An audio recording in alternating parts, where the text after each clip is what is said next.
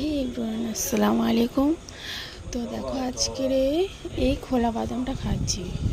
দুপুর থেকে ভীষণ বৃষ্টি, তো হঠাৎ মনে হলো এই বৃষ্টিতে অ্যাটলিস্ট চপ মুড়ি আর খোলা বাদাম খাবো না। আর অ্যাকচুয়ালি বলতে গেলে আমাদের এখানে এই শ্রাবণ মাসে এই বাদামটাই পাওয়া যায়। তো হঠাৎ মনে হলো একটু ট্রাই করি। তো গরম গরম কি দারুণ না লাগছে, তোমাদের কি বলবো। তো আর কেউ ছিল না, আমি একা একা বানাচ্ছি, ভিডিও বানাচ্ছি আর প্লাস বাদাম খাচ্ছি। তো মনে হলো তোমাদের কাছে শেয়ার করি, তো শেয়ার করলাম।